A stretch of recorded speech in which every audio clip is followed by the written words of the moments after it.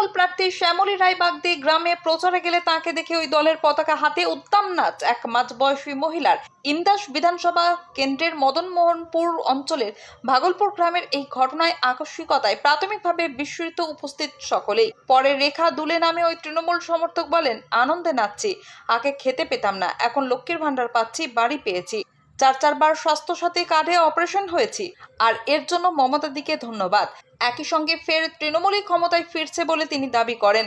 ইন্দাসের তৃণমূল প্রার্থী শ্যামলী রায় বাগদি বলেন, মমতা বন্দ্যোপাধ্যায় শিক্ষাশ্রী, স্বাস্থ্যশ্রী, খাদ্যসাথী, রূপশ্রী, লক্ষ্মীর ভান্ডারের মতো প্রকল্পে উন্নয়ন ছড়িয়ে দিয়েছেন। সেই আনন্দে মানুষ নাচছে। এই নাচই আগাম বলে দিচ্ছে আমি বিপুল ভোটে জয়ী হব। বাঁকুড়ার ইন্দাস থেকে মিলন বাজার রিপোর্ট, MBS নিউজ।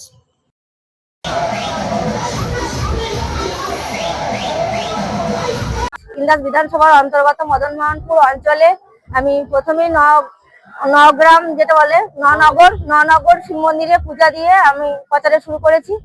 কারণ আমরা বাংলা রীতিনীতি ঐতিহ্য মেনেই চলি, তাই প্রথমেই আমি শিব মন্দিরে বাবা শিবের চরণে প্রণাম জানিয়ে আমি প্রচারে বেরিয়েছি। তারপর আমরা খুনডাঙ্গার যে বাজার আছে সেই বাজারে প্রচার শুরু করেছি। এখন এসে পৌঁছেছি আমি ভগলপুর গ্রামে, এবং ভগলপুরে দেবী দুর্গার মন্দিরে আমি প্রণাম জানিয়ে এবারে প্রচারে শুরু। মানুষের কেমন সাড়া পাচ্ছেন?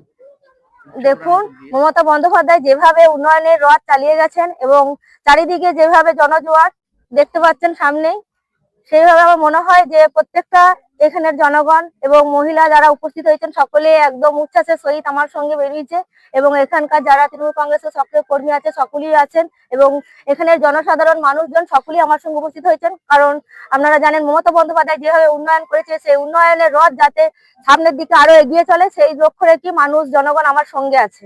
মানুষের ভালো সাড়া পাচ্ছে? হ্যাঁ, ভালো এই সাড়া পাচ্ছে। সম্বন্ধে কি মনে করছেন? এই অঞ্চলে প্রচুর বিপুল ভোটে জয়ী হব।